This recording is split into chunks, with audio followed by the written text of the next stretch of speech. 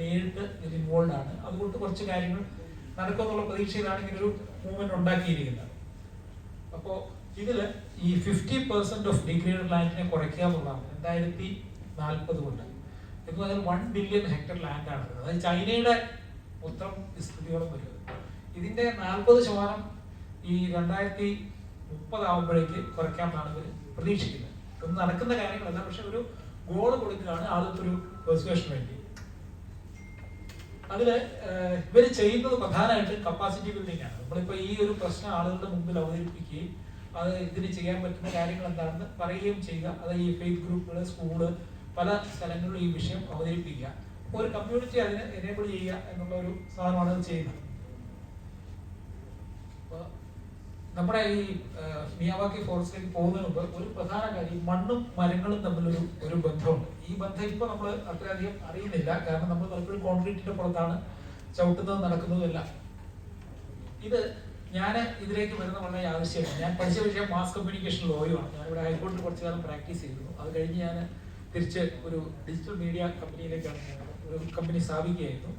ഇതിലേക്ക് ഞാൻ യാദൃശ്ചികമായിട്ടാണ് വരുന്നത്. ഞാൻ എൻ്റെ ഒരു കുറച്ച് ആൻസിസ്ട്രൽ പ്രോപ്പർട്ടി വിട്ടിട്ട് എനിക്ക് ഒരു 2 ഏക്കർ സ്ഥലത്ത് ഈ കേരളത്തിൽ നഷ്ടപ്പെട്ടു പോകുന്ന മരങ്ങളെല്ലാം കൂടെ നട്ടുപിടിപ്പിക്കണം എന്നുള്ള ഒരു ഐഡിയയിൽ ട്രിവാൻഡ്രത്ത് ഞാനൊരു ലാൻഡ് വാങ്ങിച്ചു. അത് ഒരു ആ മണ്ണിന്റെ അവസ്ഥയാണ്, അതിന്റെ യഥാർത്ഥ ഒരു പിക്ചറാണ് ഈ കാണുന്നത്. കാരണം ഇത് വില കുറഞ്ഞ സ്ഥലം നോക്കി ഞാൻ വാങ്ങിച്ചാണ്, 2 ഏക്കറല്ല വാങ്ങിക്കാൻ പറ്റില്ല. പക്ഷെ വാങ്ങിച്ചു കഴിയുമ്പോൾ അവിടെ ഒരു ചെടിയും കിളുക്കില്ല എന്നുള്ളൊരു സ്ഥിതിയാണ്. അപ്പൊ ഞാൻ എല്ലാ വർഷവും 500 മരങ്ങൾ ഇവിടെ കുഴിച്ചു വെക്കുമായിരുന്നു. അങ്ങനെ 2007 മുതൽ 2015 വരെ ഏകദേശം 5000 മരങ്ങൾ ഞാൻ നട്ടു. അതിലൊരു 300-400 എണ്ണം കെടുത്തു. അത് തന്നെ ഒരു 2-3 വർഷം കൂടുമ്പോൾ പ്രവർത്തി വരുമ്പോൾ ഇത് ഉണങ്ങിപ്പോകും. അപ്പോൾ അൾട്ടിമേറ്റ് ഇവിടുത്തെ പ്രശ്നം, ഇതൊരു പുഴയുടെ ഒരു സൈഡാണ്, മറ്റേ സൈഡിൽ വലിയൊരു ക്വാറിയുണ്ട്. അപ്പൊ ഈ ക്വാറി പ്രവർത്തിക്കുമ്പോൾ ഈ പാറ ഇളകുമ്പോൾ ഗ്രൗണ്ട് വാട്ടർ വീണ്ടും താഴോട്ട് പോകും. 350 അടിക്ക് താഴെ വരെ അവിടെ വെള്ളമില്ല. അപ്പൊ അവിടെയാണ് ഞാൻ മരം കുഴിച്ചു വെക്കാൻ ശ്രമിച്ചത്. അപ്പൊ എനിക്ക് ഇതിന്റെ ഒരു സാങ്കേതിക പ്രശ്നങ്ങളെ കുറിച്ച് ഒന്നും അറിയില്ല. ഞാൻ മാസ് കമ്മ്യൂണിക്കേഷൻ ബാക്ക്ഗ്രൗണ്ടിൽ വന്ന 12ാം ക്ലാസ്സിനപ്പുറം സയൻസ് പഠിച്ചിട്ടില്ലാത്ത ഒരാളാണ്. അപ്പൊ ഞാനിത് കുറെ നാളിങ്ങനെ പരീക്ഷിച്ചത് നടക്കില്ല എന്നുള്ള കാര്യം മാത്രം മനസ്സിലായി. ആ സമയത്താണ് ഞാൻ ഈ മിയാവാക്കി മോഡൽ അഫോറസ്റ്റേഷനെ കുറിച്ച് കേൾക്കുന്നതും അതിലേക്ക് പോകുന്നത്. മിയാവാക്കി മോഡൽ അഫോറസ്റ്റേഷൻ ഒരുപാട് ക്രിറ്റിസിസം അതിനെ കുറിച്ചുണ്ട്. അത് ഞാൻ നിങ്ങൾ ആരെങ്കിലും ചോദിക്കുകയാണെങ്കിൽ സ്പെസിഫിക് ആയിട്ടുള്ള കാര്യങ്ങൾ പറയാം, അല്ലെങ്കിൽ അത് ഒരുപാട് വലിയൊരു ടോപ്പിക്കാണ്. പ്രൊഫസർ മിയാവാക്കി എന്ന് പറയുന്നത് ജാപ്പനീസ് സയന്റിസ്റ്റ് ആയിരുന്നു. അദ്ദേഹം 93-ാം വയസ്സിൽ അടുത്ത കാലത്ത് 2021 അദ്ദേഹം മരിക്കുന്നത്. ഈ ജപ്പാനില് നേരത്തെ തന്നെ നമ്മുടെ ഈ സപ്പക്കാവ് പോലെ ചിഞ്ചുനോ മോറി എന്നൊരു കൾച്ചറുണ്ട്. ചിഞ്ചുനോ മോറി എന്നത് അവരുടെ കാവുകളാണ്, ഈ പരേതാത്മാക്കളെ ഇരുത്തുന്ന കാവുകളാണ്. അപ്പൊ അതിന്റെ ഭാഗമായിട്ട് ഒരു 1923 അവിടെ വലിയൊരു മാൻമെയ്ഡ് ഫോറസ്റ്റ് ഉണ്ട്. ഇപ്പൊ ടോക്കിയോയിൽ പോകുന്നവർക്ക് കാണാൻ പറ്റും, ടൗണിന്റെ നടുക്ക് തന്നെയാണ്. ഒരു 70 ഏക്കറുള്ള വലിയൊരു ഫോറസ്റ്റ് ആണ്. മെയ്ജി ജിങ്കു എന്നാണ് അതിന്റെ പേര്. ഒരു വർഷം 30 ലക്ഷത്തോളം ടൂറിസ്റ്റുകൾ ചെല്ലുന്ന ഒരു സ്ഥലമാണ്. 70 ഏക്കറിൽ അവർ കൃത്യമായിട്ട് മരങ്ങൾ നട്ടുപിടിപ്പിച്ച് മാൻമെയ്ഡ് ഫോറസ്റ്റ് ആണ്. ഡോക്ടർ ഹോണ്ട സിക്കുറ എന്ന ഒരാളാണ് അത് ക്രിയേറ്റ് ചെയ്തത്. പ്രൊഫസർ മിയാവാക്കിയുടെ രീതിക്ക് കുറച്ച് വ്യത്യാസമുണ്ട്. കാരണം ഈ പ്രൊഫസർ ഹോണ്ട സിക്കുറ നാച്ചുറൽ ഫോറസ്റ്റ് നാച്ചുറലായിട്ട് ഉണ്ടാകാനുള്ള സമയം നൽകുകയാണ്. എന്ന് പറഞ്ഞാൽ 100 വർഷം 150 വർഷമാണ് ഒരു കാട് ഉണ്ടാകാനുള്ള സമയം. ശരിക്കും ഒരു നാച്ചുറൽ ഫോറസ്റ്റ് നമുക്ക് ഉണ്ടാക്കാൻ ഒക്കില്ല, അത് ഇവോൾവ് ചെയ്യുകയാണ് ചെയ്യുന്നത്. അതൊരു 3 സക്സസീവ് ജനറേഷൻ കഴിയുമ്പോൾ പലതും വന്നും പോയും ഒക്കെ ആയിട്ട് ഒരു കാടായിട്ട് മാറുകയാണ്. ഈ മിയാവാക്കി മോഡൽ നമ്മൾ ചെയ്യുന്നത് നാച്ചുറൽ ഫോറസ്റ്റിന്റെ മോഡൽ മാത്രം ക്രിയേറ്റ് ചെയ്യാണ്. ഇതൊരു മോഡലാണ്, അല്ലാതെ ഇത് നാച്ചുറൽ ഫോറസ്റ്റ് ആണെന്ന് നമുക്ക് ഒരിക്കലും പറയാനില്ല. കാരണം നാച്ചുറൽ ഫോറസ്റ്റിന് ഒരുപാട് എലമെന്റ്സ് ഉണ്ട്. അപ്പോ ഇദ്ദേഹം ഈ ഒരു കർഷക ദമ്പതികളുടെ മകനായിരുന്നു പ്രൊഫസർ മിയാവാക്കി. അപ്പൊ അദ്ദേഹത്തിന് ഈ ചെറുപ്പത്തിൽ കള പറിക്കുന്ന ജോലിയാണ് വീട്ടുകാർ കൊടുത്തത്. അദ്ദേഹത്തിന് ഏറ്റവും ഇഷ്ടമില്ലാത്ത ഒരു ജോലിയുമായിരുന്നത്. അപ്പൊ അതുകൊണ്ട് ഈ കള എങ്ങനെ അവസാനിപ്പിക്കാം എന്നുള്ളതിനെ കുറിച്ചായിരുന്നു ഞങ്ങളുടെ ചിന്ത മുഴുവൻ. അങ്ങനെ BSc ബീഡിംഗ് സയൻസ് എന്നൊരു സബ്ജക്റ്റിലാണ് എടുക്കുന്നത്.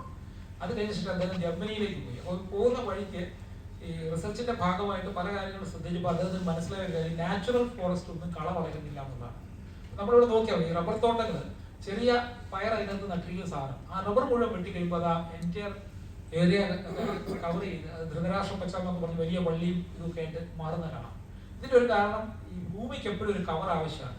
നമ്മളൊരു വെറുതെ ഒരു പേപ്പർ ഇട്ട് മൂടിയാൽ പോലും അവിടെ പുല്ലുകൾ കയറാം. പക്ഷെ നമ്മൾ ഈ കുടുംബശ്രീക്കാരൊക്കെ ചിരണ്ടി പോയി കഴിയുമ്പോൾ 10 ദിവസം കഴിയുമ്പോൾ അവിടെ വീണ്ടും പുല്ല് മുളച്ചോളും. കാരണം ഭൂമി സ്വയം ഒരു പുതപ്പുണ്ടാക്കുന്നതാണ്, അതിനെ നമുക്ക് തടയാൻ പറ്റില്ല. പക്ഷെ നാച്ചുറൽ ഫോറസ്റ്റ് ഈ കാനപ്പി ഉള്ളപ്പോൾ ഭൂമിക്ക് ആ കവർ കിട്ടുന്നതുകൊണ്ട് അതിന്റെ താഴെ സാധാരണ കളകൾ വളരില്ല. അപ്പൊ അതിൽ നിന്നാണ് അദ്ദേഹം ഇങ്ങനെ ഒരു നാച്ചുറൽ ഫോറസ്റ്റ് ഉണ്ടാക്കാം എന്നുള്ളൊരു ചിന്തയിലേക്ക് വരുന്നത്. അപ്പൊ നാച്ചുറൽ ഫോറസ്റ്റ് മോഡൽ ഉണ്ടാക്കണമെങ്കിൽ ഈ 100 വർഷം കാത്തിരിക്കാൻ ഒക്കില്ല. അപ്പോൾ അതിനുള്ള ഷോർട്ടസ്റ്റ് മെത്തേഡ് എന്നുള്ളതിലാണ് മിയാവാക്കി മോഡലിലേക്ക് പോകുന്നത്. അതിൽ ചെയ്യുന്നത് എന്താ വെച്ച് കഴിഞ്ഞാൽ നമ്മൾ കൂടുതൽ മരങ്ങൾ അടുപ്പിച്ച് നടുകയാണ് ചെയ്യുന്നത്.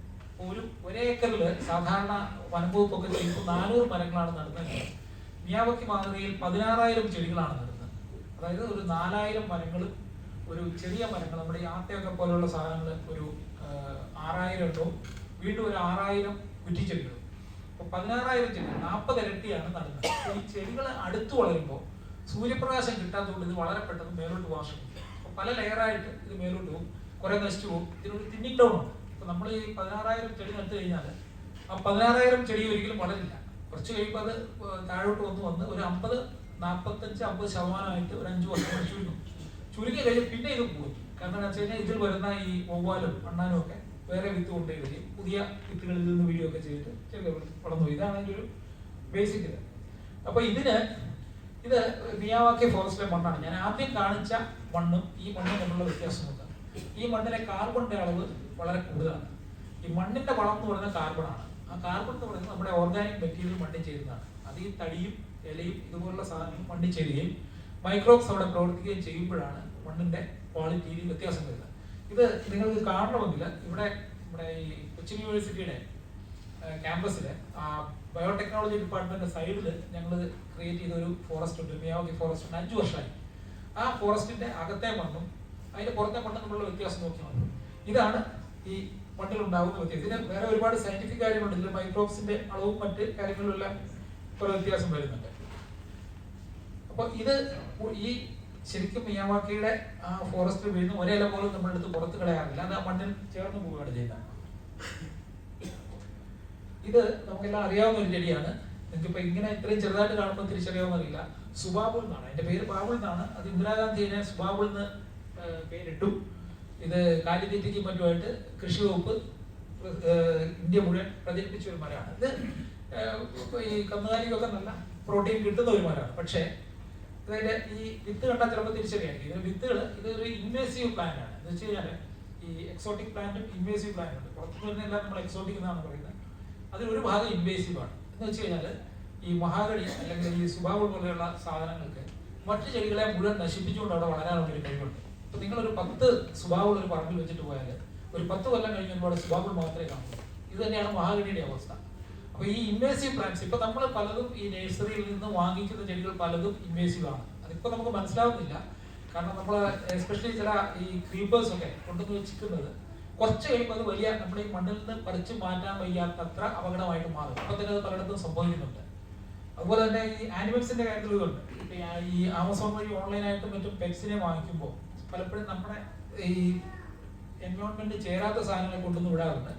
കൊണ്ടുവന്ന് വിടാൻ എളുപ്പമാണ്, പക്ഷെ കുറച്ച് കഴിയുമ്പോൾ നമ്മുടെ കൺട്രോളിൽ നിൽക്കാത്ത ഒരവസ്ഥയിലേക്ക് വരും. ഇതിന്റെ അപകടം ഇത് ഒരു മഴ പോലും ഇല്ലാതെ മറിഞ്ഞു വീണ് കിടക്കുന്നതാണ്. ഇത് ബാംഗ്ലൂരിലെ ഇന്ദിരാഗാന്ധി നാഷണൽ സെന്റർ ഫോർ ആർട്സിന്റെ പുറത്തെ ക്യാമ്പസിൽ ഞാൻ വേറൊരു പ്രോജക്റ്റായിട്ട് പോയപ്പോൾ ഇത് മറിഞ്ഞു കിടക്കുന്ന കണ്ടാണ്. ഒരു ചെറിയ കാറ്റ് പിടിച്ചപ്പോൾ, കാരണം ഇത് ആ മണ്ണിന് ചേർന്നതല്ല. അപ്പൊ നമ്മുടെ ഓരോ പ്രദേശത്തും സ്വാഭാവികമായിട്ട് വളരുന്ന മരങ്ങൾ മാത്രമേ അവിടെ നിലനിൽക്കുള്ളൂ. ഒറീസയിൽ കൊടുങ്കാറ്റുണ്ടായ സമയത്ത് എനിക്ക് അവിടെ പോകേണ്ട ഒരു ആവശ്യം വന്നു. ചെല്ലുമ്പോൾ പ്ലാവും മാവും അവിടെ തന്നെ നിൽപ്പുണ്ട്, കടമ്പ് അവിടെ തന്നെ നിൽപ്പുണ്ട്. ഒറീസയിൽ ഏറ്റവും കൂടുതലുള്ള കടമ്പാണ്. പക്ഷെ തേക്ക് മറിഞ്ഞു കിടക്കുകയാണ്. നമ്മുടെ ഒരു ധാരണ തേക്ക് വളരെ ബലമുള്ള ഒരു വൃക്ഷമാണെന്നാണ്. പക്ഷെ ഇലയുടെ ഭാരവും ഇത് മറ്റും കാരണം തേക്കിന് ആ മണ്ണിൽ പിടിച്ചു നിൽക്കാൻ പറ്റില്ല. ഇതുപോലെ ഓരോ മണ്ണിലും പിടിച്ചു നിൽക്കാൻ പറ്റുന്ന മരങ്ങളുണ്ട്. ആ മരങ്ങൾക്ക് മാത്രമേ അവിടെ ഫേമായിട്ട് നിൽക്കാൻ പറ്റുള്ളൂ. ഇത് ബാംഗ്ലൂർ സിറ്റിയിൽ നിൽക്കുന്ന മരമാണ്. റോഡിന്റെ സൈഡിൽ വെച്ചിരിക്കുന്ന മരമാണ്. അത് ഇപ്പൊ ഈ കഴിഞ്ഞ 2 മാസത്തിലെ ഞാനൊരു 10 മരങ്ങളെങ്കിലും വീട് കിടക്കുന്നുണ്ട്. ഇത് വീട് റോഡിലേക്കാണ് വീഴുന്നത്. ഇത് വലിയ അപകടങ്ങൾ ഉണ്ടാക്കുന്നുണ്ട്. അപ്പൊ ഈ ഇത്രയും വണ്ടിയുള്ള സ്ഥലത്തൊക്കെയാണ് ഈ സ്ഥലങ്ങൾ മറിഞ്ഞു വീഴുന്നത്. അപ്പൊ ഇതിന്റെ ഒരു കാരണം നമ്മൾ വഴിയിൽ മരം വെക്കുന്ന രീതിയാണ്. നിങ്ങളെല്ലാം സാമൂഹ്യ പ്രവർത്തകരായതുകൊണ്ട് ജസ്റ്റ് ഞാൻ അത് കാണിക്കുകയാണ്. ഇത് ഈ വിദേശ രാജ്യങ്ങളിൽ മരം വെക്കുന്ന ഒരു രീതിയാണ്. ഒരു ഈ അയൺ ഗ്രില്ല് കൊടുത്തിട്ട് അതിനകത്താണ് മരത്തെ നിർത്തിയിരിക്കുന്നത്. ഈ ഗ്രില്ല് നമ്മുടെ ഇവിടെ ഈ നെറ്റും പറ്റും ചുറ്റും വെക്കാറുണ്ട്. പക്ഷെ നമ്മുടെ ഇവിടെ മരം വളർന്നപ്പോൾ ആ നെറ്റ് എടുത്ത് മാറ്റാൻ പറ്റാറില്ല. ഇവിടെ അവർ ചെയ്യുന്നത് ഈ 2 ബോൾട്ട് കാണാം. ആ ബോൾട്ട് വെച്ച് അയച്ചു കഴിഞ്ഞാൽ ഈ നെറ്റ് എടുത്ത് മാറ്റാൻ പറ്റും. എന്നിട്ട് അതിന്റെ അകത്തെ ബോൾട്ടാണ് കാണുന്നത്. എന്നിട്ട് ഈ മരത്തിലെ എല്ലാ ബ്രാഞ്ചസും വെട്ടിക്കളയാണ് ഒരു 10 അടി പൊക്കം വരെ. ആ 10 അടി വരെ ഒറ്റ തടിയായിട്ട് പോവുകയാണ്. അതിന് മുകളിലേക്ക് പോലും ആ മരത്തിനെ വളരെ ചെറുതായിട്ടാണ് അവർ നിർത്തുന്നത്. ഈ ശിഖരങ്ങൾ വെട്ടിയിരിക്കുന്നത് വളരെ വ്യക്തമായിട്ട് കാണാം. അപ്പൊ നമ്മള് തിരുവനന്തപുരത്ത് ഇരുന്ന സെക്രട്ടേറിയറ്റിന്റെ മുമ്പിൽ ഞാൻ അതുവഴിയാണ് സ്ഥിരം നടന്നുകൊണ്ടിരുന്നത്. അതുകൊണ്ടാണ് ഒരു 2 വലിയ ആല് നിൽപ്പുണ്ട്. ആ ആലിന്റെ സപ്പോർട്ട് ചെയ്യുന്ന വേര് മുഴുവൻ മുറിച്ച് കളഞ്ഞിരിക്കുകയാണ്. കാരണം അതിനടിയിൽ കൂടെ നടക്കാനുള്ള സൗകര്യം. ഇത് ഏത് കാറ്റ് വന്നാലും ഇത് മറിഞ്ഞു വീഴുന്നത് എപ്പോഴാണെന്നുള്ള കാര്യം മാത്രമേ സംശയമുള്ളത്. ഒരു ദിവസം മറിഞ്ഞു വീഴുന്നുള്ള ഉറപ്പാണ്. അത് മറിഞ്ഞു വീഴാണെങ്കിൽ മിനിമം ഒരു 2 വണ്ടിയെങ്കിലും അതിന്റെ ചോട്ടിൽ പോകുന്നത്. അത്ര വലിയൊരു ഏരിയയിലാണ് നിൽക്കുന്നത്. അപ്പൊ മരം റോഡ് സൈഡ് വെക്കുന്നത് നമ്മളതിനെ ഒരു പരിസ്ഥിതി വാദത്തിൽ വളരെ ഒരു കടുംപിടുത്തത്തോടെ വെച്ചിട്ട് കാര്യമില്ല. ആ സ്ഥലത്തിന് ചേരുന്ന തരത്തിൽ മരങ്ങൾ വെച്ചില്ലെങ്കിൽ ഇത് പ്രശ്നമാണ്. ഇതിപ്പോ ഈ മരങ്ങൾ വെട്ടി നിർത്തിയിരിക്കുന്ന മരങ്ങളാണ്. ഇത് ഒരു കാരണവശാലും ഇത് താഴെ വീഴില്ല. കാരണം ഇത് കാറ്റ് പിടിക്കുകയില്ല.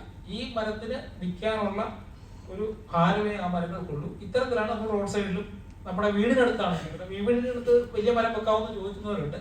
ഒരു മരത്തെ പ്രൂൺ ചെയ്ത് നിർത്തുകയാണെങ്കിൽ, എന്റെ വീടിന് ഞാൻ പേരാലൊക്കെ നിർത്തിയിട്ടുണ്ട്. പക്ഷെ ഞാൻ കൃത്യമായിട്ട് അതിന്റെ വളർച്ച നിയന്ത്രിച്ചാണ് നിർത്തുന്നത്. ഇത് പുറത്ത് മരം വെട്ടുന്ന ഒരു രീതിയാണ്. നമ്മൾ മരം വെട്ടുമ്പോൾ ഇവിടെ ഈ റബ്ബർ തോട്ടങ്ങളിൽ സ്ലോട്ടർ ടാപ്പിംഗ് ചെയ്യുമ്പോൾ JCB വെച്ചത് വേരോടെ പിഴുകയാണ് ചെയ്യുന്നത്. പക്ഷെ ഇവിടെ കുറ്റി അവരവിടെ നിർത്തുകയാണ് ചെയ്യുന്നത്. അപ്പൊ ഈ മണ്ണിന്റെ ഇളക്കം എന്ന് പറയുന്നത് വളരെയധികം കുറയുകയാണ്. ഇത് അവിടെ നിന്ന് ദ്രവിച്ച് ആ മണ്ണിൽ തന്നെ ചേരുകയാണ് ചെയ്യുന്നത്.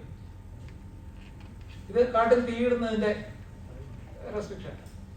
ഇത് ഈ പുറത്തെ കൺസ്ട്രക്ഷന്റെ ചില രീതികൾ. കാരണം നമ്മളിവിടെ കോൺക്രീറ്റ് ആണ് പൂർണ്ണമായിട്ട് ഉപയോഗിക്കുന്നത്. പക്ഷെ വെറും പലകയും തടിയും കൊണ്ടാണ് പലയിടത്തും. ഇത് 10-15 വർഷമൊക്കെ ധാരാളമായിട്ട് നിൽക്കുന്നുണ്ട്. ഇത് നിൽക്കുമായിട്ട് നമ്മളിവിടെ പരീക്ഷിക്കുന്നില്ല എന്നുള്ളതാണ് പ്രശ്നം. ഇതിപ്പോ വെള്ളം പോകാൻ വേണ്ടി ഉണ്ടാക്കുന്ന ഒരു ചാലാണ്. ഇതെല്ലാം മണ്ണിന്റെ ആരോഗ്യത്തിന് വേണ്ടി ചെയ്യുന്നുണ്ട്. ഇപ്പൊ ഈ കല്ലുകളെല്ലാം പെറുക്കി മാറ്റി കഴിഞ്ഞാൽ വീണ്ടും പഴയ മണ്ണായി.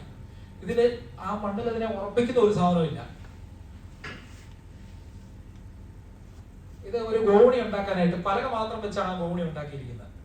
നമ്മള് റെയിൽവേ സ്ലീപ്പറിന്റെ ഉപയോഗിച്ച പോലുള്ള കഷ്ണങ്ങൾ മാത്രമാണ്. ഇപ്പൊ നമുക്ക് ഇവിടെ ഈ പാർക്കുകളിലോ അല്ലെങ്കിൽ ഇങ്ങനെയുള്ള സ്ഥലങ്ങളിലോ ഇവൻ നമ്മുടെ വീടുകളിലോ ഒക്കെ ഈ സാധനങ്ങൾ ചെയ്യാവുന്നതാണ്. ചെയ്തു കഴിഞ്ഞാൽ എക്കോ ഫ്രണ്ട്ലി ആവുക എന്നുള്ളത് സാധ്യമാണ്. ഇത് പൊതു ഈ കാട്ടേറിയയിൽ, കാരണം നമ്മുടെ ഇവിടെ ഫോറസ്റ്റിൽ കയറി കഴിഞ്ഞാൽ തന്നെ ആളുകൾ ഓടിച്ചുവിടും. ഇത് ഫോറസ്റ്റിലെ ആളുകൾക്ക് ഇരിക്കാൻ ഉണ്ടാക്കുന്ന ബെഞ്ചുകളാണ്. വെറും തടി കഷ്ണങ്ങൾ 2 എണ്ണം വെട്ടിയിട്ട് കഴിഞ്ഞാൽ അവിടെ ഇരിക്കാനുള്ള ഒരു സംവിധാനമായി. ഇത് ഇവിടുത്തെ ഈ നദീതീരത്ത് ഞാൻ കഴിഞ്ഞ ആഴ്ച കണ്ണൂരിൽ നടത്തിയ ഒരു പടമാണ്. ഇത് ആറ്റ് തീരത്ത് നിൽക്കുന്ന ഒരു മരമാണ്. ഇതൊരു കണ്ടൽ മരത്തിന്റെ ഇനത്തിൽപ്പെട്ട ഒരു മരമാണ്. അതിന്റെ എല്ലാ വേരുകളും മുറിച്ചു കളഞ്ഞിരിക്കുകയാണ്. ഈ സപ്പോർട്ടിംഗ് വേരാണ് ആ കണ്ടലിന് ഏറ്റവും കൂടുതൽ പ്രയോജനമുള്ളത്. കാരണം ആറിന്റെ തീരത്തേക്ക് ഇത് മറിഞ്ഞു വീഴാതിരിക്കാനായിട്ടാണ് ആ വേരുകൾ, ആ മണ്ണിനെ, ആ മരത്തിനെ പിടിച്ചു നിർത്താനായിട്ട് കൊടുത്തിരിക്കുന്ന വേരുകളാണ്. അത് മുഴുവൻ വെട്ടി മാറ്റിയിരിക്കുകയാണ്. അടുത്തായി സംഭവിക്കുന്നത് എന്താണെന്ന് വെച്ച് കഴിഞ്ഞാൽ ആ തീരം മൊത്തം കിടിഞ്ഞു പോവുകയാണ്. ഈ മുള വെക്കുമ്പോഴും തന്നെയാണ് സംഭവിക്കുന്നത്. നമ്മുടെ കേരളത്തിലെ പലയിടത്തും പുഴയുടെ തീരത്ത് പുഴ സംരക്ഷിക്കാനായിട്ട് മുള വെക്കാൻ എങ്ങനെയോ ഒരു കോൺസെപ്റ്റ് വന്നിട്ടുണ്ട്. മുളയ്ക്ക് ഒരിക്കലും പുഴയുടെ തീരം സംരക്ഷിക്കാൻ പറ്റില്ല. ഒരു നല്ല ഒരു ഒഴുക്ക് വരുന്ന സമയത്ത് 2-3 സെന്റ് സ്ഥലമായിട്ട് ഈ മുള ഒഴുകി പോവുകയാണ് ചെയ്യുന്നത്. ഇതല്ലെങ്കിൽ വെള്ളത്തിനൊരു തടിയോ എന്തെങ്കിലും ഒഴുകി വന്നാൽ ഈ മുളയിൽ തട്ടിക്കഴിഞ്ഞാൽ ആ ഒരു ഭാഗത്ത് നിന്ന് ഇറങ്ങി പോകും. ഈ മുള വെച്ച എല്ലാ സ്ഥലങ്ങളിലും തീരം പോയിട്ടുണ്ട്. ഒട്ടൽ എന്ന് പറഞ്ഞ കട്ടി കുറഞ്ഞ ഇല വീതിയുള്ള റീഡ് എന്ന് പറയുന്ന ഒരു ഐറ്റം, അത് നമുക്ക് ആറ്റുതീരത്ത് വെച്ച് കൊടുത്തിട്ട് അത് അവിടെ നിൽക്കും. അതുപോലെ കൈത പോലെയുള്ള സാധനങ്ങൾ നിൽക്കും. പക്ഷെ ഇത്തരം മരങ്ങൾ സംരക്ഷിച്ചില്ലെങ്കിൽ പുഴയുടെ തീരം നിൽക്കില്ല. ഇത് കണ്ണൂർ ഇപ്പോൾ പണിതുകൊണ്ടിരിക്കുന്ന ഹൈവേ, ഇത് വാർത്ത വന്ന ഒരു സംഗതിയാണ്. ഒന്നാമത്തെ ഒരു തോട്, നിറയെ ആമ്പലൊക്കെ ആയിട്ടുണ്ടായിരുന്ന ഒരു വില്ലേജ് തോടാണ്. അതിന്റെ മുകളിലൂടെ ഹൈവേ പണിത് നേരെ മണ്ണിറക്കി അങ്ങ് കൊടുക്കും. അതിലേക്ക് പ്രത്യേകിച്ച് ഒന്നും ചെയ്തിട്ടില്ല. പുഴയൊക്കെ ബ്ലോക്ക് ചെയ്ത് നേരെ നടുക്കൂടെ മണ്ണിട്ട് റോഡിന്റെ പണി. ഇത് ഏപ്രിലിൽ ഞാൻ എടുത്തൊരു പടമാണ് ഒഴി പോയപ്പോൾ. ഇത് കുറച്ച് കഴിഞ്ഞാൽ വിവാദമായി. അടുത്തുള്ള പറമ്പിൽ ഈ തെങ്ങൊക്കെ മറിഞ്ഞു കിടക്കുകയാണ്. വെള്ളം ഒഴുക്ക് മാറിയത് കൊണ്ട് ഈ മഴയ്ക്ക് സംഭവിച്ചതാണ്. അത് കഴിഞ്ഞപ്പോൾ ചെയ്ത പണിയാണിത്.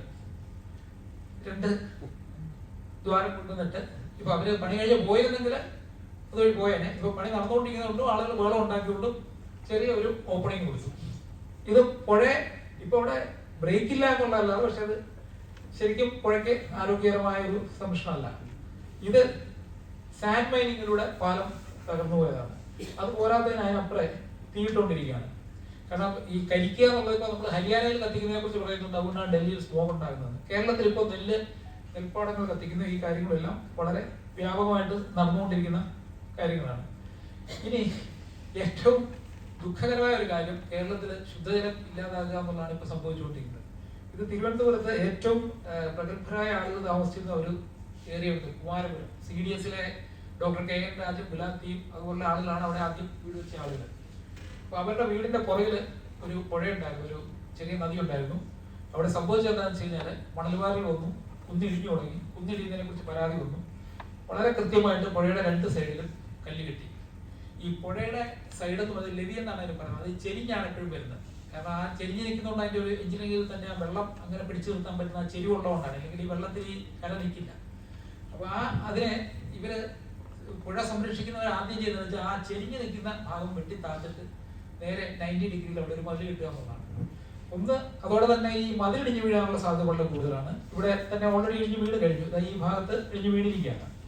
രണ്ടാമത്തെ കാര്യം എന്ന് വെച്ച് കഴിഞ്ഞാൽ ഈ പുഴയുടെ രണ്ട് സൈഡിലും റൈപ്പേറിയൻ വെജിറ്റേഷൻ ഒരു വെജിറ്റേഷൻ ഉണ്ട്. അത് ഏറ്റവും താഴെ വെള്ളത്തിൽ നിന്നാലും കുഴപ്പമില്ലാത്ത കൈത പോലെയുള്ള സാധനങ്ങളായിരിക്കും. അതിന് തൊട്ട് മുമ്പ് പൂവരശ് പോലെയുള്ള കുറച്ചുകൂടെ ഇരിപ്പ അങ്ങനെയൊക്കെയുള്ള തരം മരങ്ങളുണ്ട്. ഇതൊരു 4-5 ലെയറായിട്ടാണ് ഇത് മുകളിൽ വരെ പോകുന്നത്. അപ്പൊ ഈ മരങ്ങൾക്ക് ഓരോന്നിനും വെള്ളത്തിൽ ഡിസ്റ്റാൻഡ് ചെയ്യാനുള്ള ഒരു കപ്പാസിറ്റി ഉണ്ട്. അതനുസരിച്ചാണ് ആ മരങ്ങൾ അവിടെ നിൽക്കുന്നത്. ഇതിനിടയ്ക്ക് കുറച്ച് ജീവികളുണ്ട്. നമ്മൾ ഈ പച്ച നിറമുള്ള വെള്ളം കാണുന്നത് അവിടെ ആൽഗ കൂടിയിട്ടാണ്. ആൽഗ കൂടാനുള്ള കാരണം ഈ മാക്രിയുടെ കുഞ്ഞുങ്ങൾ ടാഡ്പോൾസ് വാൽമാക്രി ഇല്ലാതാണ്. ആമ ഉണ്ടെങ്കിൽ ഇതിലെ വേസ്റ്റ് പലതും ടോട്ടോയ്സ് ആണ് പ്രകൃതിയുടെ ഒരു സ്കാവഞ്ചർ. ഓട്ടർ എന്ന് പറഞ്ഞൊരു സാധനമുണ്ട്, കഴുനായ എന്ന് പറയുന്നത്. പലയിടത്തും ഈ നമ്മുടെ മത്സ്യബന്ധനക്കാര് ഈ ഓട്ടർ വലിയ ശല്യമാണെന്ന് അതിനെ കൊല്ലാറുണ്ട്, കാരണം മീൻ പിടിക്കുമെന്ന് പറയുന്നത്. പക്ഷെ ഓട്ടറിന് ആരോഗ്യമുള്ള ഒരു മീനിനെ പിടിക്കാനൊക്കില്ല. അതെപ്പോഴും ഒരു അസുഖം ബാധിച്ചിരിക്കുന്ന മീനിനെയാണ് പിടിക്കുന്നത്. ആക്ച്വലി ഫിഷ് ഡിസീസ് സ്പ്രെഡ് ചെയ്യാതിരിക്കുന്ന ഓട്ടർ ഉള്ള സമയത്താണ്. ഓട്ടർ പൂർണ്ണമായിട്ടും മാറി കഴിയുമ്പോൾ വളരെ പെട്ടെന്ന് ഈ ഫിഷ് ഡിസീസ് സ്പ്രെഡ് ചെയ്യും. അപ്പൊ ഈ ജീവികളെല്ലാം വെള്ളത്തിന്റെ സൈഡ്, വാട്ടർ സ്നേക്സ്, പൊന്മാൻ, ഇങ്ങനെ കുറെ സാധനങ്ങളുണ്ട്. നമ്മൾ ഈ കരിങ്കൽ കെട്ട് രണ്ട് സൈഡിൽ ഉണ്ടായി കഴിയുമ്പോൾ കംപ്ലീറ്റ് ആയിട്ട് അവിടുത്തെ ഒരു എക്കോസിസ്റ്റം ഇല്ലാതാണ്. പിന്നെ സംഭവിക്കുന്നത് വെള്ളം വേസ്റ്റ് ആയിട്ട് ഇതിപ്പോ അവിടുത്തെ വെള്ളത്തിന്റെ ഇപ്പോൾ ശരിക്കും ഇത് കളർഫുൾ അല്ല, കാണുകയാണെങ്കിൽ ടാറ് പോലെയാണ് വെള്ളം കിടക്കുന്നത്. ഒരു പുഴയാണ്, ആളുകൾ ഇറങ്ങി കുളിച്ചിട്ട് ഒരു പുഴയുടെ കഥയല്ല. കേരളത്തിലെ മിക്കവാറും പുഴകൾ ഈ പരുവത്തിലേക്ക് അല്ലെങ്കിൽ ആയിക്കൊണ്ടിരിക്കുകയാണ്. അപ്പൊ ഈ ആമയഴിഞ്ഞ തോട് എന്ന് പറഞ്ഞാൽ പണ്ട് നേരത്തെ പത്മനാഭ സ്വാമി ക്ഷേത്രത്തിലേക്ക് പൂവൊക്കെ ആയിട്ട് പോയിക്കൊണ്ട് വെള്ളം പോയിക്കൊണ്ടിരുന്നത് തോടാണ്. ഇപ്പോൾ നമ്മൾ കഴിഞ്ഞ ആഴ്ച കണ്ടത് ഡെഡ് ബോഡിയായിട്ട് വേസ്റ്റ് ഇളക്കി തപ്പിക്കൊണ്ടിരിക്കുന്നത് സിറ്റിയുടെ അടുത്ത്. ഇത് രാജസ്ഥാനിലെ ഒരു മണ്ണാണ്, ഒരു ക്ലേ ആണ്, വെള്ള ക്ലേ ആണ് അവിടെ. ഇത് നമ്മുടെ ഈ ഹിന്ദുസ്ഥാൻ സിങ്ക് കോർപ്പറേഷൻ അവരുടെ ഓഫീസ് ഇരിക്കുന്ന സ്ഥലത്തെ ആ ഒരു മണ്ണാണ്. ഈ മണ്ണിന്റെ തൊട്ട് പുറകെ ഒരു മിയാവാക്കി ഫോറസ്റ്റ് തീർത്തു 2 ഏക്കറിൽ. ആ ഫോറസ്റ്റ് തീർത്ത് കഴിഞ്ഞപ്പോൾ അവിടുത്തെ മണ്ണിൽ വന്ന വ്യത്യാസമാണ്. ഞാൻ ഈ സോയിലിന്റെ റിസ്റ്റോറേഷൻ എന്ന് പറയുന്നത് വളരെ പ്രധാനമാണ്. കാരണം വെച്ചാൽ നമ്മുടെ ഭാവിയിൽ ഇപ്പം നമുക്ക് പോളി ഹൗസിൽ ഫുഡ് ഉണ്ടാക്കാമെന്നൊരു സങ്കല്പമുണ്ട്. പക്ഷെ പോളി ഹൗസിൽ ഉണ്ടാകുന്ന ഫുഡിനുള്ള ഒരു പ്രശ്നം, ഞാൻ അത് അടുത്ത സ്ലൈഡിലേക്ക് വരാം. എന്തായാലും മണ്ണിന്റെ യഥാർത്ഥമായ മണ്ണിന്റെ ക്വാളിറ്റി നിലനിർത്തണമെങ്കിൽ ഫോറസ്റ്റിന്റെ ഒരു എലമെന്റ് അവിടെ ഇല്ലെങ്കിൽ മണ്ണിന്റെ ക്വാളിറ്റി ഉണ്ടാവില്ല. അതുകൊണ്ട് വേറെ ഒരുപാട് പ്രശ്നങ്ങളുണ്ട്. The healing power of forest എന്നാണ് വെച്ച് കഴിഞ്ഞാൽ ഫോറസ്റ്റിനെ എർത്തിനെ ഹീൽ ചെയ്യാനുള്ള പവറാണ്. അപ്പോൾ അതാണ് അദ്ദേഹത്തിന്റെ കോൺസെപ്റ്റും. അതിൽ അദ്ദേഹം പറയുന്ന കാര്യങ്ങള് ഏറ്റവും പ്രധാനം, നമ്മളൊരു സ്ഥലത്ത് വയ്ക്കുന്ന അവിടുത്തെ ഇൻഡിജിനസ് പ്ലാന്റ്സ് ആയിരിക്കണം. ഇപ്പൊ നമ്മൾ പലപ്പോഴും മരം വെക്കുമ്പോഴും നമുക്ക് ഇഷ്ടപ്പെട്ട മരങ്ങളാണ് കൊണ്ടുവെക്കുന്നത്. ഇപ്പൊ കടൽ തീരത്ത് വാഗ വെക്കുന്നത് ഞാൻ ഒരു റിസോർട്ടിൽ കണ്ടു. വേറെ കൊല്ലത്തെ ഒരു സ്ഥലത്ത് പോയപ്പോൾ ശരിക്കും പറഞ്ഞാൽ അതൊരു വെറ്റ്ലാൻഡ് ആണ്. വെറ്റ്ലാൻഡ് കൺസർവേഷൻ ഒരു മീറ്റിംഗിനായിട്ടാണ് പോയത്. അവിടെ ഏറ്റവും ശരിയാവും വാഗയാണ്. കാരണം ഈ വാഗ എന്ന് പറയുന്ന സാധനം ഒരു നല്ല മഴ വന്നു കഴിഞ്ഞാൽ പറഞ്ഞു വീഴും, അതിന് വേര് മണ്ണിൽ ഉറപ്പിക്കാനൊന്നുമില്ല. അപ്പോൾ നമ്മുടെ ഈ പല ലാൻഡ്സ്കേപ്പിങ്ങിലും പലപ്പോഴും അറിയാതെ ഈ കാണാനുള്ള ഭംഗി കൊണ്ട് മാത്രം എക്സോട്ടിക് പ്ലാന്റ്സ് കയറി വരുന്നുണ്ട്.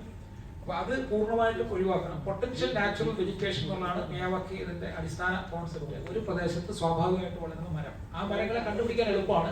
അവിടെ അടുത്തുള്ള ഈ സർപ്പക്കാവ് പോലെ അല്ലെങ്കിൽ 100 വർഷം പഴയ ഗാർഡനോ അങ്ങനെ എന്തെങ്കിലും ഉണ്ടെങ്കിൽ അവിടെ ഈ മരങ്ങളെല്ലാം കാണും. ഇതിൽ ഒരു 30 സ്പീഷീസ് എങ്കിലും വേണം എന്നുള്ളതാണ്. കാരണം എന്ന് വെച്ച് കഴിഞ്ഞാൽ ഇപ്പോൾ നമ്മൾ ഒരു ചെടി എടുത്ത്, ഇപ്പോൾ കണിക്കൊന്നയിൽ വരുന്ന ഒരു ചിത്രശലഭം ഒരിക്കലും വേറെ ഒരു ചെടിയിൽ മുട്ടയിടില്ല. അല്ലെങ്കിൽ നാരകത്തിൽ വരുന്ന ഒരു ചിത്രശലഭം വേറെ ഒരെണ്ണത്തിൽ മുട്ടയിടില്ല. അപ്പൊ ഈ ഇൻസെക്ട്സ് അല്ല. എന്തിനാണ് ഇൻസെക്ട് എല്ലാം എന്ന് ചോദിച്ചു കഴിഞ്ഞാൽ ഫുഡ് ചെയിനിൽ ഈ ലോകത്താകെ ഒരു പ്രൊഡ്യൂസർ മാത്രമേ ഉള്ളൂ, അത് ചെടിയാണ്. ബാക്കി എല്ലാവരും കൺസ്യൂമർ അല്ലെങ്കിൽ ഡീകമ്പോസറാണ്. ചെടിക്ക് മാത്രമേ എന്തെങ്കിലും പ്രൊഡ്യൂസ് ചെയ്യാൻ പറ്റൂ. അപ്പൊ ചെടി ഉണ്ടാക്കുന്ന ഫുഡ് മനുഷ്യരിലേക്ക് എത്തുന്നത് ഒരു ചെയിനാണ്. അതാണ് നമ്മുടെ ഫുഡ് ചെയിൻ. ആ പ്രൈമറി അതിലെ ഒരു ഘടകമാണ് ഈ ഇൻസെക്ട്സ് എന്ന് പറയുന്നത്. ഈ ഇല ഇൻസെക്ട് തിന്നിട്ട്, ഇൻസെക്റ്റ് പക്ഷി തിന്നിട്ട്, പക്ഷി അടുത്ത ജീവി നിന്ന്, അങ്ങനെയാണ് ഇത് കറങ്ങി തിരിഞ്ഞു വരുന്നത്. അപ്പോൾ എല്ലാ ഇൻസെക്റ്റും ഇല്ലെങ്കിൽ നമുക്ക് വളരെ ശാന്തമായിട്ട് ജീവിക്കാമെന്ന് നമ്മൾ പറയും.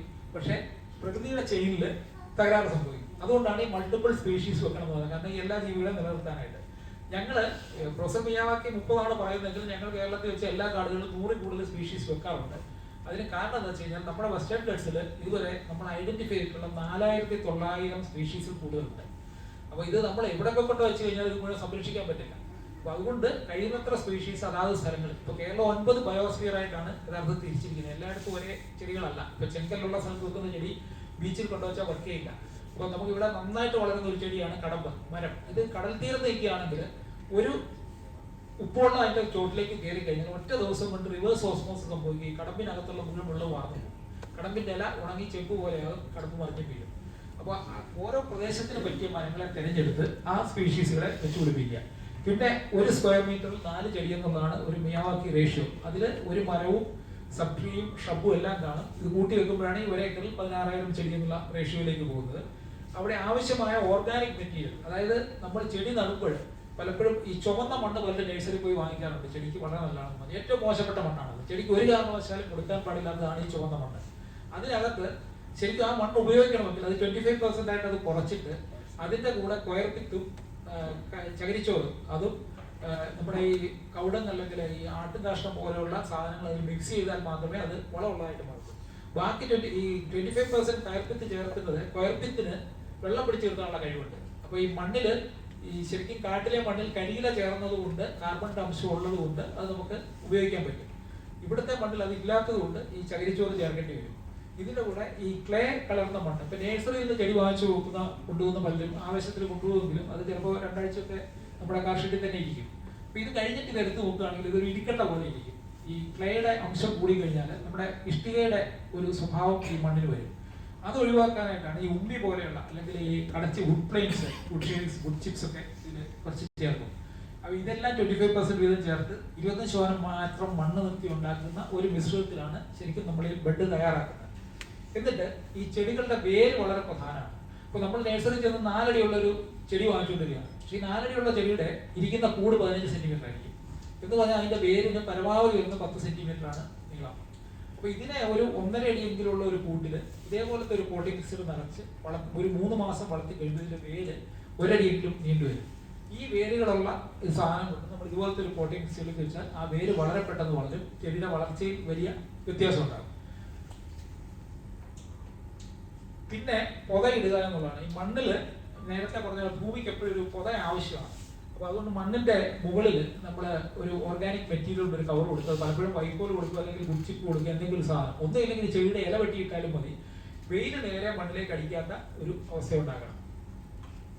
ഇതിലൊരു കാര്യം കൂടെ ഉണ്ട്. നമ്മൾ പലപ്പോഴും ഈ ആവശ്യമില്ലാത്ത ചെടി വെക്കരുത്. നമുക്ക് എന്തെങ്കിലും പ്രയോജനമുള്ള ചെടി വെച്ചാൽ അതിന് കൊണ്ട് എന്ത് പ്രയോജനം ചെടി വെക്കുമ്പോൾ ചോദിക്കും. ഈ ചെടികളെ കുറിച്ച് ഈ ലിക്വിഡ് കാർബൺ എന്നൊരു കോൺസെപ്റ്റ് ഉണ്ട്. അതായത് എല്ലാ ചെടിയും ഉണ്ടാക്കുന്ന ഭക്ഷണത്തിന്റെ 1% മണ്ണിലേക്ക് വിടും. അത് മണ്ണിൽ ചെല്ലുമ്പോൾ ആ ഭക്ഷണത്തിനായിട്ട് മൈക്രോബ്സ് ഈ ചെടിയുടെ വേരിൽ വന്ന് കിടക്കും.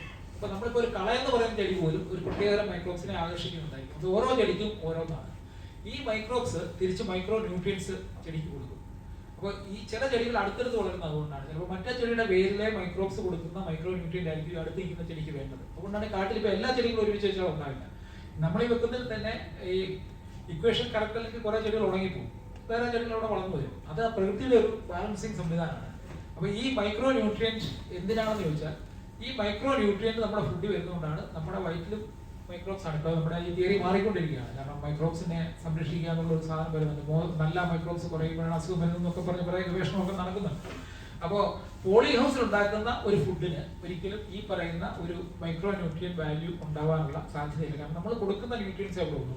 ഇവിടെ വെച്ചാൽ മണ്ണിൽ ചേരുന്ന ആയിരക്കണക്കിന് ജീവികൾ, ഈ മൈക്രോബ്സ്, ഈ ചത്തുപോകുന്ന ജീവികൾ, അതിന്റെ എക്സ്ക്രിമെന്റ്, ഇതെല്ലാം കൂടെ കൂടിയാണ് മണ്ണിനെ റിച്ച് ആക്കിക്കൊണ്ടിരിക്കുന്നത്.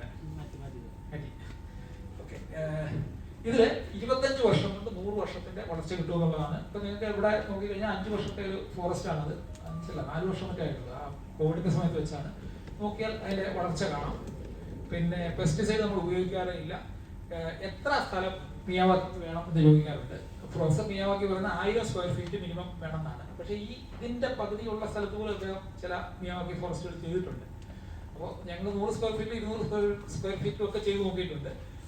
വലിയ കുഴപ്പമൊന്നുമില്ല. തീരെ ചെറുതാകണമെന്നുള്ളത് 1 സെന്റൊക്കെ ഉണ്ടെങ്കിൽ പോലും നല്ല ഒരു മിയാവാക്കി ഇത് വെക്കാൻ പറ്റും.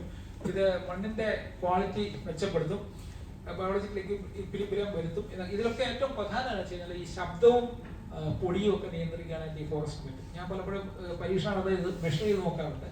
എൻ്റെ വീടിന്റെ ഗ്രാനൈറ്റ് ഇട്ടിരിക്കുന്ന ഭാഗത്ത് നടയിൽ 40-45 ഡിഗ്രി ചൂടുള്ള സമയത്ത് ഈ ഫോറസ്റ്റിൽ 30 ഡിഗ്രി ആയിരിക്കും അവരെ ചൂട് വരുന്നത്. രണ്ടും തമ്മിലുള്ള അകലം എന്ന് പറഞ്ഞാൽ കഷ്ടിച്ച് 5 അടിയാണ്. അപ്പോൾ ആ ഒരു വ്യത്യാസമുണ്ട്.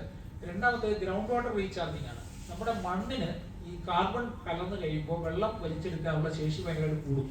മറ്റേ മണ്ണിൽ വീഴുന്ന വെള്ളം ഒലിച്ചു പോകുന്നില്ല, ഇതിൽ വീഴുന്ന വെള്ളം പൂർണ്ണമായിട്ടും അബ്സോർവ് ചെയ്യും. അപ്പോൾ ഞാനിവിടെ ഇന്ന് രാവിലെ വന്നിട്ട് വേറെ വന്നിട്ട് മീറ്റിങ്ങുകൾക്കൊക്കെ ആയിട്ട് വന്നു. ഈ കാക്കനാട് തന്നെ ഒരു വീട്ടിൽ ഞങ്ങളിപ്പോൾ ഒരു 25 സെന്റുള്ള ഒരു വീട്ടിൽ ഒരു 6 സെന്റ് സ്ഥലത്ത് മിയാവാക്കി വെച്ചു. അപ്പോൾ അവിടെ വാട്ടർ ലോഗിങ് പൂർണ്ണമായിട്ട് നിന്നാണ് അദ്ദേഹം പറഞ്ഞത്. കാരണം വെച്ചാൽ നേരത്തെ കെട്ടി നിന്നിരുന്ന വെള്ളത്തെ ഇപ്പോൾ മണ്ണ് വലിച്ചെടുക്കുന്നുണ്ട്. അപ്പോൾ അതൊരു പ്രധാന പ്രയോജനമാണ്.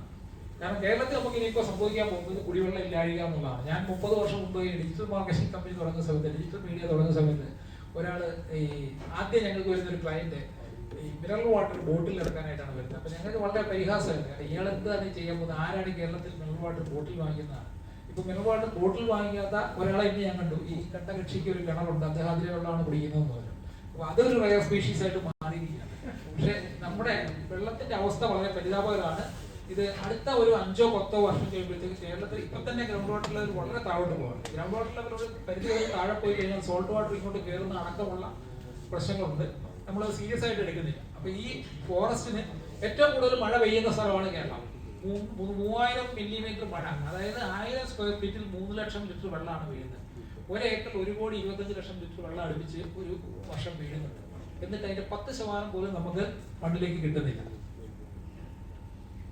പിന്നെ ഇതിന്റെ പ്രധാന പ്രശ്നം നാച്ചുറൽ ഫോറസ്റ്റ് ആണെന്ന് നമുക്ക് പറയാൻ നോക്കില്ല. നാച്ചുറൽ ഫോറസ്റ്റ് മോഡലാണ്. ആർക്കും നാച്ചുറൽ ഫോറസ്റ്റ് ക്രിയേറ്റ് ചെയ്യാൻ നോക്കില്ല. അത് വർഷങ്ങളിലൂടെ ഉരുത്തിരിഞ്ഞു വരുന്ന സാധനമാണ്. രണ്ടാമത്തെ ഇനീഷ്യൽ ഇൻവെസ്റ്റ്മെന്റ് വളരെ കൂടുതലാണെന്നുള്ളതാണ്. അത് ആ ഇൻവെസ്റ്റ്മെന്റ് കുറയ്ക്കാൻ ഒരു മാർഗവുമില്ല. കാരണം ഈ പറയുന്ന സാധനങ്ങൾ ചെയ്തെങ്കിൽ മാത്രമേ ഈ പറയുന്ന വളർച്ച കിട്ടൂ. പക്ഷെ ഇപ്പൊ ഞങ്ങൾ ചെയ്യുന്നൊരിത് ഈ ലാർജ് സ്കെയിലുള്ള ആളുകളെ ഇപ്പൊ റബ്ബർ തോട്ടം കൺവേർട്ട് ചെയ്യാൻ പറ്റും പലർക്കും താല്പര്യമുണ്ട്. അപ്പൊ അങ്ങനെ വരുമ്പോൾ ചെയ്യുന്നതല്ല, ഒരേക്കർ സ്ഥലം ഉണ്ടെങ്കിൽ അതിന്റെ ഒരു 10-15% മിയാവാക്കിയായിട്ട് ചെയ്യുക. ബാക്കി 85%വും ഹൈ ഡെൻസിറ്റി ഫാമിങ്ങിന്റെ മോഡലിൽ പലതരത്തിലുള്ള 10-30 സ്പീഷീസുള്ള പഴച്ചെടികളും മറ്റും കൂടുതൽ അടുപ്പിച്ചു വെക്കുക. അതായത് ഒരു സെന്റില് 20 മരങ്ങൾ വെച്ച് വെക്കുക. ഒരു 10 മരവും 10 സബ് ട്രീസും വെച്ച് വെക്കുക. അങ്ങനെ വരുവാണെങ്കിൽ ഏതാണ്ട് ഈ ഒരു ഇഫക്റ്റ് കിട്ടും. ഈ മിയാവാക്കി തന്നെ 10 സെന്റ് ഉണ്ടെങ്കിൽ അതിനെ 2 സ്ഥലത്തായിട്ട് 5 സെന്റോ 3 സ്ഥലത്ത് 3 സെന്റോ ഒക്കെ ആയിട്ട് വെക്കുകയാണെങ്കിൽ മണ്ണിന്റെ ഈ പറയുന്ന ഘടനയിൽ വ്യത്യാസം ഉണ്ടാക്കാനായിട്ടും വെള്ളം വലിച്ചെടുക്കാനും അതിന് സാധിക്കും. പിന്നെ ഇതിൽ നമ്മൾ വെക്കുന്ന മുഴുവൻ ചെടികൾ, എന്തിനാണ് കൂടുതൽ ചെടികൾ വെക്കുന്നത്? കൂടുതൽ ചെടികൾ വെക്കുന്നത് ഒരുമിച്ച് നിന്നാൽ വളരാൻ മാത്രമാണ്. അതിന്റെ ഒരു നല്ല പെർസെന്റേജ് പോകും. പക്ഷെ ബാക്കിയുള്ളത് വീണ്ടും ഇത് വളർന്നു വരും. ക്ലൈമറ്റ് ചേഞ്ചിനെ കുറിച്ചുള്ള ഒരു പോർഷനാണ്. അത് വേണമെന്നില്ല. അപ്പൊ ഇത്രയാണ് എനിക്ക് മിയാവാക്കിയെ കുറിച്ച് പറയാനുള്ളത്. അപ്പൊ എന്തെങ്കിലും സംശയം ഈ മിയാവാക്കി മോഡലിനെ കുറിച്ച് ചോദിക്കാനുണ്ടെങ്കിൽ ചോദിക്കുക. ഇപ്പൊ തന്നെ സമയം ഒരുപാട് ആയെന്ന് എനിക്കറിയാം.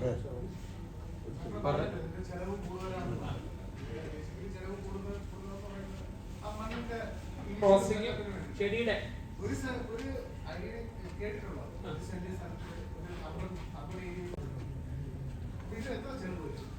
ശരിക്കും പ്രോപ്പറായിട്ട് ഫ്രോസൺ മിയാവാക്കി പറഞ്ഞ പോലെ ചെയ്യണം. ഒരു സെന്റിന് 1,60,60,000 രൂപ ചെലവ് വരും. എല്ലാം എത്ര പ്ലാന്റ്സ്? അത് 160 പ്ലാന്റ് ആയിരിക്കും. 160 പ്ലാന്റ് പ്ലാന്റ് ചെയ്യുമ്പോൾ 1,60,000 ഒരു സെന്റിന്. അതായത് ഒരു സെന്റ് ക്രോസ് ചെയ്ത് ഈ 160 പ്ലാന്റ് ഇത് 3 മാസം വളർത്തിയെടുത്ത് 3 അടിയുള്ള പ്ലാന്റ് ആയിരിക്കണം. 2 അടി 3 അടി ഇതിലുള്ള ആയിരിക്കണം. അതിന്റെ മെയിൻ്റെനൻസും എല്ലാം കൂടെ കൂട്ടി ഉള്ള ചെലവാണ്.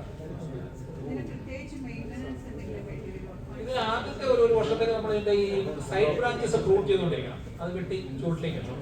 കാരണം വെച്ച് കഴിഞ്ഞാൽ ഈ സൈഡിലേക്കുള്ള ബ്രാഞ്ച് നമുക്ക് പിന്നെ ആവശ്യമില്ല. ഇത് വളരെ ഇത്രയും ചെടിയുടെ സൈഡ് ബ്രാഞ്ചസ് ഒഴിപ്പിച്ചിരിക്കാൻ പറ്റില്ല. അപ്പൊ അത് വീട്ടുകാരെ തന്നെ അല്ലെങ്കിൽ ചെയ്യുന്ന സ്കൂളിലൊക്കെ ആകുമ്പോൾ കുട്ടികളെയൊക്കെ തന്നെ പഠിപ്പിച്ചെടുക്കും. വേറെ സാപ്ലിങ്സ് എവിടുന്നാണ് സാധാരണ നമ്മൾ സാപ്ലിങ്സ് എടുത്തിട്ട് വളർത്തുക. ഈ പൊട്ടൻഷ്യൽ നാച്ചുറൽ വെജിറ്റേഷൻ നമ്മളൊരു ഇനിഷ്യൽ സ്റ്റഡി അവിടെ നടത്തി. അപ്പൊ ഈ പ്രദേശത്തെ മണ്ണിന്റെ സ്വഭാവം അനുസരിച്ച് ഏത് ചെടിയാണ് വളരാവുന്നത്. ആ നാടൻ ചെടികൾ ചെയ്യാൻ ഒരു നാട്ടിൽ ഞാൻ പറഞ്ഞല്ലോ കേരളത്തിൽ 4,900 സ്പീഷീസ്. ഇതിലിപ്പോ ഒരു 160-180 സ്പീഷീസ് ഏകദേശം ഒരു 100 സ്പീഷീസ് നമ്മൾ കൂടുതലുള്ളത്. അത് കംപ്ലീറ്റ് ഇവിടെ അവൈലബിൾ ആയിട്ടുള്ള സ്പീഷീസ് ആണ്. പകുതി മുക്കാലും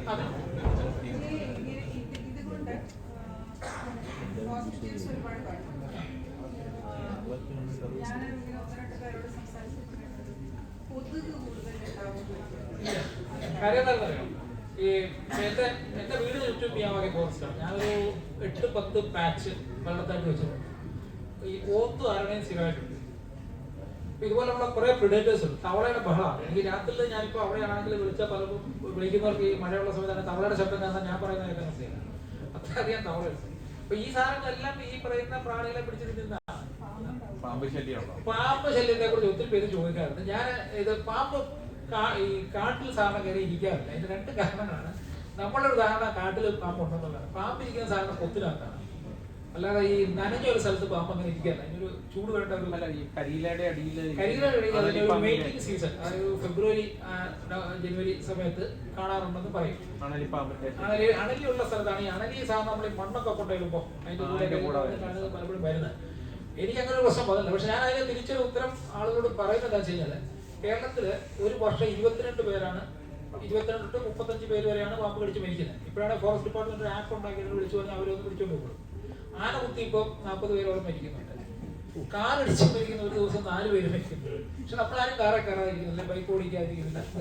ഈ പാമ്പിന്റെ കാര്യത്തിൽ നമുക്കൊരു ഒരു ഒരു കൺസ്ട്രക്റ്റ് ആണ്. അത് നമുക്ക് വർഷങ്ങളായിട്ട് നമ്മുടെ മനസ്സിലുണ്ടാക്കിയ ഒരു രീതിയുണ്ട്. പാമ്പ് ഒരു ഭയങ്കര അപകടകാരിയാണ്. സാധാരണ ഇതിൽ ഞങ്ങൾ ചെയ്യുന്നത് മിയാവാക്കി വനം വെച്ചതിന്റെ ചുറ്റുമുള്ള വൃത്തിയാക്കി. കാരണം ഒരിടത്ത് പാമ്പ് കടിച്ചത് തീർന്നു, പിന്നെ ഈ സാധനം ആരും പ്രൊമോട്ട് ചെയ്യില്ല. അപ്പൊ അതിന്റെ ചുറ്റുമുള്ള ഏരിയ നമ്മൾ വളരെ ക്ലീൻ ആക്കി ഇടുക. ഇതിന് അതായത് ഈ കോർപ്പറേറ്റ്സ്, അതായത് കാർബൺ ഫുട് പ്രിന്റിന് വേണ്ടിയിട്ട് ഈ ഫീഡ് ഫോറസ്റ്റേഷൻ വേറെ ഏരിയകളിൽ നടത്തുന്ന രീതി ഉണ്ടോ? അത് 2 തരത്തിലുണ്ട്. ഒന്നെന്ന് വെച്ച് കഴിഞ്ഞാൽ ഇപ്പൊ ഈ യൂറോപ്യൻ കമ്പനീസ് ഒക്കെ അവർക്ക് അവിടെ ഒരു ഫുഡ് കാർബൺ പോയിന്റ്സ് കിട്ടാൻ സ്ഥലം ഇല്ലാത്തതുകൊണ്ട് അവർ ഇവിടെ ഫണ്ട് ചെയ്തിട്ട് ചെയ്യുന്ന. ഈ റബ്ബർ തോട്ടങ്ങളൊക്കെ ഈ രീതിയിൽ കൺവേർട്ട് ചെയ്ത് റബ്ബർ തോട്ടത്തെ കൺവേർട്ട് ചെയ്തെടുത്താൽ ഈ പറയുന്ന സാധ്യതയുണ്ട്. കാരണം റബ്ബറിന്റെ ഒരു വലിപ്പത്തിന് പരിധിയുണ്ട്. അപ്പൊ നമ്മുടെ ഈ പല മരങ്ങൾക്കും ഈ നാച്ചുറൽ ഫോറസ്റ്റ് ഉള്ള മരങ്ങൾക്ക് ഇതിനേക്കാൾ കൂടുതൽ വളർച്ച ഉണ്ടാവാനുള്ള സാധ്യത. പക്ഷെ ഇത് നമ്മളൊരു ഇമോഷണലായിട്ട് ഇതിനെ കാണില്ല. മരങ്ങളെ പ്രൂവ് ചെയ്ത് നിർത്തണം. കാരണം വീടിനടുത്താണ് വെക്കുന്നതെങ്കിൽ ഒരു 15 അടി കൂടുതൽ മരം പൊങ്ങുന്നതും അത് വളരെയധികം ഈ പടരുന്നതും തടയണം. എന്റെ വീടിന് ചുറ്റും മരമാണ്, പക്ഷെ ഇതുവരെ ഈ പ്രശ്നം വന്നില്ല. കാരണം നമുക്കിപ്പോ ഈ പറഞ്ഞ പോലെ പ്രൂവ് ചെയ്യുമ്പോൾ അറിയാമല്ലോ ഒരു മരം വളരാനുള്ള ഇതിൽ ഈ പറഞ്ഞ പോലെ ഇലഞ്ഞി അതുപോലത്തെ മരങ്ങളും എല്ലാം കയറ്റി വിടും. എല്ലാം ഉണ്ട്. നേച്ചർ ലാബും മിയാവാക്കിയും തമ്മിൽ അതെന്താണെന്ന് പറഞ്ഞുതരാമോ? നേച്ചർ ലാബ് എന്ന് പറഞ്ഞത് ഞാൻ പറഞ്ഞല്ലോ, ഞാൻ സയൻസ് പഠിച്ചിട്ടില്ലാത്ത ഒരാളാണ്. അപ്പൊ ഈ എനിക്ക് ഫോട്ടോഗ്രാഫി താല്പര്യമുള്ള ഒരു വിഷയമാണ്. അപ്പൊ ഞാൻ ഈ മിയാവാക്കി ഫോറസ്റ്റ് വെച്ച് കഴിഞ്ഞപ്പോൾ അതിനകത്ത് പല വളരെ കളർഫുൾ ആയിട്ടുള്ള പല പ്രാണികളും വരുന്നുണ്ട്. അപ്പൊ ഞാൻ അതിന്റെ പടം എടുക്കാൻ തുടങ്ങി. ഇപ്പൊ ഞാൻ ഏകദേശം ഒരു 500-600 പ്രാണികളെ പടം എടുത്തിട്ടുണ്ട്. അപ്പൊ അതിന്റെ ഇപ്പോഴും എൻഡോമോളജിസ്റ്റുകൾക്ക് അയച്ചു കൊടുത്തിട്ട് അവർക്ക് അതിന്റെ പേര് പലതും അറിയാൻ വയ്യ. ഞങ്ങളിങ്ങനെ തപ്പിക്കൊണ്ടിരിക്കുകയാണ്. അപ്പൊ ഒരു 700 സ്പീഷീസ് അവിടെ ഞാൻ നട്ടു വളർത്തിയിട്ടുണ്ട്. അപ്പൊ എന്റെ മകളടക്കം, എന്റെ മകൾക്ക് ഇപ്പോൾ ഒരു 10-13 വയസ്സുണ്ട്. അവക്കടക്കം ഒരു ജനറേഷനിലെ വളരെ കുറച്ച് പേർക്ക് മാത്രമേ ചെടിയിൽ താല്പര്യമുള്ളൂ. ചെടിയിലും പറമ്പിലും ഒക്കെ താല്പര്യം. കാരണം അവരെ പറഞ്ഞിട്ട് കാര്യമില്ല, നമ്മൾ വളർത്തിയത് മൊത്തം ഒരു കോൺക്രീറ്റ് സർക്കിളിലാണ്.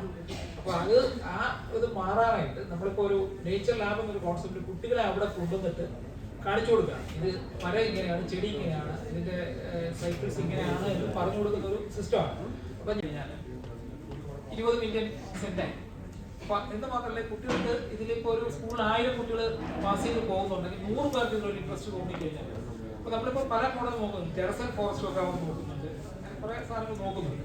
ഈ നേച്ചർ ലാബ് എന്ന് പറയുന്നത് ഇപ്പൊ സുവോളജി, ഫിസിക്സോ കെമിസ്ട്രിയോ പഠിക്കുന്നത് പോലെ ബോട്ടണി, സുവോളജി ഒക്കെ ബേസിക്സ് പഠിക്കാനായിട്ട് നമ്മളൊരു സ്പേസ് ഉണ്ടാക്കി കൊടുക്കുകയാണ്. അത് താല്പര്യമുള്ളവർക്ക് അതിൽ മേലോട്ട് പോകാമല്ലോ. ഈ ഫോറസ്റ്റ് ക്രിയേറ്റ് ചെയ്ത് അത് കഴിഞ്ഞാൽ എന്ത് മെയിൻ്റനൻസ് ആണ് അതിനാവശ്യം? എത്ര കാലം നമ്മൾ അതിനെ ഫോറസ്റ്റ് വെച്ചാൽ നമ്മുടെ വെട്ടുന്ന മരമാണ്. അപ്പൊ നമ്മൾ അതിന്റെ ഈ വലിപ്പം കുറച്ചുകൊണ്ടിരിക്കണം. അപ്പൊ ഈ മരം വെട്ടുന്നത് മഴ തുടങ്ങി കഴിഞ്ഞാൽ വെട്ടുന്നത്. ആക്ച്വലി മരം വെട്ടുന്നത് വേനൽക്കാലത്താണ് വെട്ടുന്നത്. നല്ല വേനലുള്ള സമയത്ത് ഇപ്പോൾ ഒരു ഏപ്രിലോ മെയിലോ വെട്ടിക്കഴിഞ്ഞാൽ ഒരാഴ്ചക്ക് അതിൽ മുളവൊന്നും കൊടുക്കാം. കാരണം ചെടിയുടെ ആവശ്യമാണ് മുള വരുന്നത്. പിന്നെ ഇത് വെട്ടുമ്പോൾ ശ്രദ്ധിക്കേണ്ട ഒന്നിട്ട് കാര്യങ്ങൾ, നമ്മളെപ്പോഴും ഈ മരത്തിനെ വളരെ ഒരു ശത്രുവിനെ വെട്ടുന്ന പോലെയാണ് വെട്ടുന്നത്. ആക്ച്വലി ഇത് വളരെ സ്മൂത്ത് ആയിട്ട് ചെരിച്ചാണ് വെട്ടുന്നത്. 45 ഡിഗ്രി ചെരിവ് വേണം മരം കട്ട് ചെയ്യാൻ. അപ്പൊ ഈ വെള്ളം ഒരിക്കലും അതിനകത്ത് ഒഴുകി പോകും. രണ്ടാമത്തേത്, ഇപ്പൊ ഈ ഉണങ്ങുമെന്ന് സംശയം ഉണ്ടെങ്കിൽ ഈ വെളിച്ചെണ്ണയും മഞ്ഞപ്പൊടിയും കൂടെ കുഴച്ചിട്ട് ആ മുറിവിൽ തേച്ചു കൊടുത്തു കഴിഞ്ഞാൽ ഈ മുറിവ് പെട്ടെന്ന് ഹീൽ ചെയ്യും. ഒരു ചെടിയുടെ ഒരു പ്രൊട്ടക്ഷൻ ആയിട്ടാണ്. അത് കഴിഞ്ഞാൽ ഇപ്പം ഞാനിപ്പോൾ എല്ലാ മരവും വെട്ടിയായിരുന്നു. ഈ ഒരു ഏപ്രിൽ ഞാനിവിടെ വന്ന സമയത്ത് എൻ്റെ വീടിനടുത്തുള്ള കുറേ മരങ്ങളുടെ തല വെട്ടിക്കളഞ്ഞു. എനിക്ക് തന്നെ കുറച്ച് വലിയ സംശയം കിളുക്കുമെന്ന്. പക്ഷെ ഇപ്പം എല്ലാം കിളുത്തു പോയി. അപ്പൊ ചെടികൾ തട്ടുന്നതാനെ ആ സമയത്ത് തിരിച്ച് കിളുത്തു വരും. അതിനെല്ലാം നമുക്ക് ഈ മൾച്ചിങ്ങിനൊക്കെ ആയിട്ട് ഉപയോഗിക്കാം. അതാണ് പ്രധാനമായിട്ട് വേണ്ടി വരുന്നത്. ആദ്യത്തെ 1 വർഷം നമ്മൾ വെള്ളം കൊടുക്കേണ്ടി വരും. അത് ഓട്ടോമാറ്റിക് സിസ്റ്റംസ് ഒക്കെ ഉണ്ട്. ദിവസം 5 മിനിറ്റോ 10 മിനിറ്റോ സ്പ്രിംഗ്ലർ ചെയ്യാറുണ്ട്. സ്പ്രിംഗ്ലർ അല്ല, ഞാൻ മറ്റേ ഈ റെയിൻ ഹോസ് എന്ന് പറഞ്ഞ ഫ്ലാറ്റ് ആയിട്ടുള്ളൊരു ഇതുണ്ട്.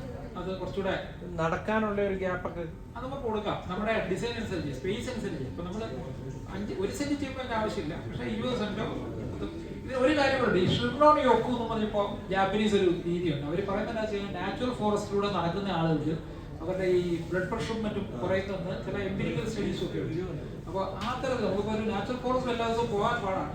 അപ്പോൾ നമ്മുടെ സറൗണ്ടിങ്സിൽ ഒരു ഫോറസ്റ്റ് ഉണ്ടെങ്കിൽ നമുക്ക് അതിന് ചുറ്റും രാവിലെ ഇറങ്ങി പൊട്ടത്തിൽ നടന്നാൽ ഇപ്പോൾ റോഡ് നടക്കുന്നതിനെ പല മിൽമയുടെ വണ്ടി ഇടിച്ചുമൊക്കെ ആളുകൾ മരിക്കുന്നുണ്ട്. അതിന് സ്വന്തം കോമ്പൗണ്ടിൽ തന്നെ ഇറങ്ങാനുള്ള ഒരു സൗകര്യം അല്ല. ട്രിവാൻഡ്രത്ത് കുറേ പേരെ ഞാൻ കണ്ടിങ്ങനെ വണ്ടി ഇടിച്ച് മെന്യൂറിന്റെ ആവശ്യവും പിന്നെ വേണ്ടി വരും. കാരണം എന്താ പറയുക, ഈ ചെടി ആക്ച്വലി ഇപ്പൊ എന്റെ പറമ്പിൽ ഇപ്പോഴും 350 അടി താഴെ വെള്ളമില്ല, ഈ പാറ അത്ര പൊട്ടിക്കുന്നുണ്ട്. പക്ഷേ ചെടി വളരുന്നുണ്ട്. ഇതിന്റെ ഒരു സംഗതി മണ്ണിന്റെ ക്രോസ് മാറുക, ഈ മൈക്രോബ്സും കാർബൺ സോയിലുമാണ് ഇതിന് വേണ്ട റിച്ച്നെസ് കൊടുക്കുന്നത്.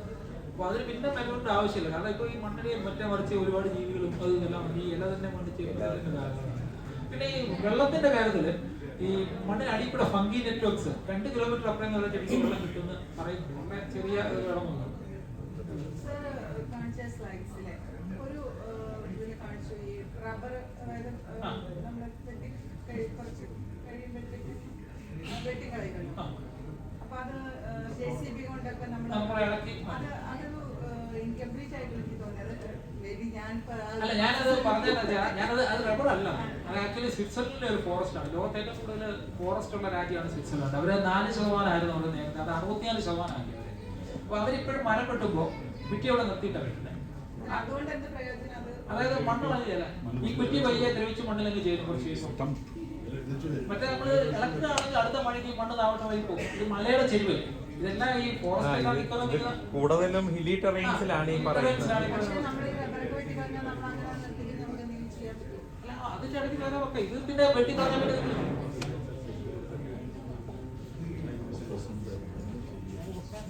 Yes, we can. Please take your seat. Presidents, please. പക്ഷേ ഫോറസ്റ്റിലെ ടോപ്പ് സോയിലാണ് ആ ക്വാളിറ്റി ഉള്ളത്. നമ്മൾ ഈ അർബൻ ഫോറസ്റ്റ് എന്ന് പറയുന്നത് ഇതുപോലെ കല്ലും മണ്ണുമുള്ള സ്ഥലത്ത് പാറപ്പുറത്താണ് ചെയ്യുന്ന ഒന്ന്. അതെ, അവിടെ അത് അല്ല, അവിടെ ടോപ്പ് സോയിൽ ഈ പറയുന്ന ഒരു സയന്റിഫിക് ഇല്ല. ടോപ്പ് സോയിലിൽ ഈ പറയുന്ന കാർബൺ കണ്ടന്റ് വരുമ്പോഴാണ് ആ സോയിൽ റിച്ച് ആവുന്നത്. 2 ഈ അക്കേഷ്യോ യൂക്കാലിപ്സോ ഒരു മോണോ ക്രോപ്പും നട്ടിരിക്കുന്ന സ്ഥലത്ത് മണ്ണിലൊരിക്കലും ആ ഒരു ക്വാളിറ്റി വരുന്നില്ല. ഫോറസ്റ്റ് സോയിലിൽ നമ്മൾ ഈ പറയുന്ന മാനിപ്പുലേഷൻ പാടില്ല. പക്ഷെ അല്ലാത്ത സ്ഥലങ്ങളിൽ ഇത് ചെയ്തില്ലെങ്കിൽ നമുക്ക് ഈ സാധനത്തിന് ഈ ഒരു ഇവൻ ഫോറസ്റ്റ് ഡിപ്പാർട്ട്മെന്റുകൾ പല സ്റ്റേറ്റിൽ പല പോളിസിയാണ്. നാഷണൽ ഇപ്പോൾ ഇത് ചെയ്യുന്നുണ്ട്.